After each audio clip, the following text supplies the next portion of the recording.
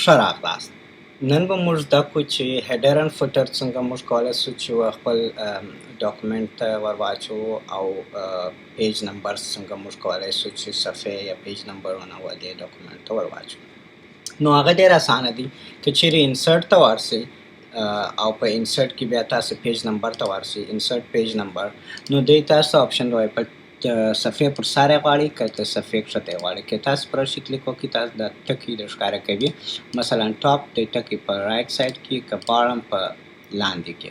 لاندې هم پکار دی، په لاندې هم په مابینځ کې چپې خواته انساید او آوټ ساید بیا د دوو درو صفحو چې دوې صفحې لکه کتاب چې خلاصېږي بیا هلته مو ښه سم سر په خلاصېږي چې انساید او آوټ ساید لکه دا رقم دا انساید دی او دا آوټ ساید دی.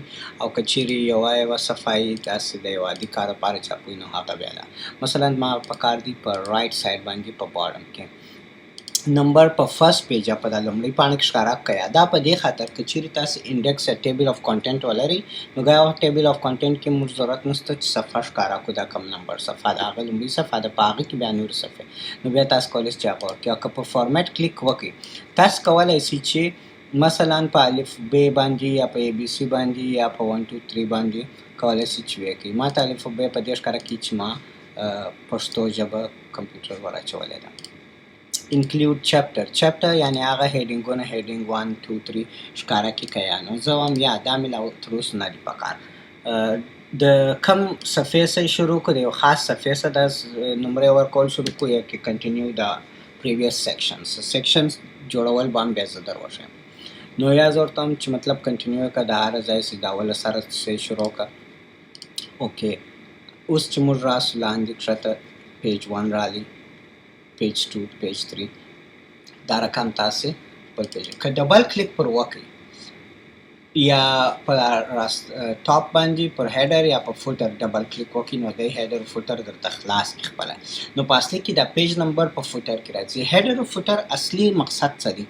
هیډر فوټر کې چې څه هر شی تاسو ور واچوئ هغه په هر صفحه کې اتومات په خپله راځي. معنا مثلا که چیرې تاسو یو شرکت لرئ او غواړئ د شرکت نوم په دا پاڼه کې په هره پاڼه کې راسي یا یو کتاب دی یو شی دی د هغه نوم باید راسي نو دلته تاسو کولی شئ مثلا دلته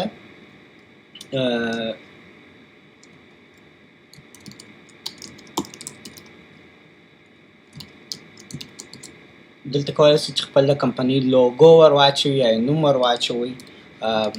بیا کولی شئ چې د کمپنۍ ادرس او تلیفون شمیره ور واچوئ، مثلا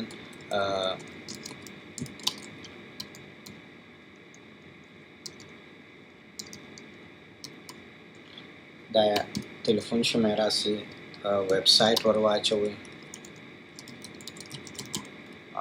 نو اوس دلته د باندې چې کلیک وکړئ ډبل کلیک نو بیا د هغه لږ خام کې معنا نور په دې کار نشي درلودلی. اوس ستا ویب مطلب د خط باندې کار نشي درلودلی او ستاسو پاڼه باندې اکټیویټ شول او اوس دلته هر څه کولی شئ چې ډبل کلیک دلته وکړئ بیا دا ډي اکټیویټ شي. یوازې کار په یو وخت کې په یوه خوا کار کوي، یا په هیډر فوټر کې کار کېدلی شي او یا کولی شئ چې مثلا په دا خط باندې کوي چې ډبل کلیک دلته د باندې وکړئ نو بیا اوس هغه نوم په هر صفحه کې داري خپل اتومات په هره صفحه کې راځي.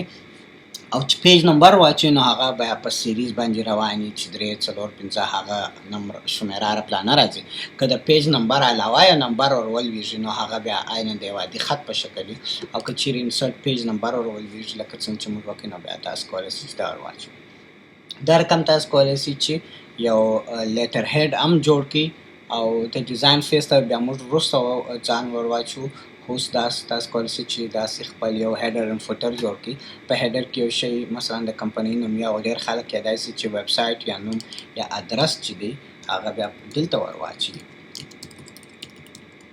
تاسو عیناً هغه رقم یې کوچنی کولی شئ، غټولی شئ.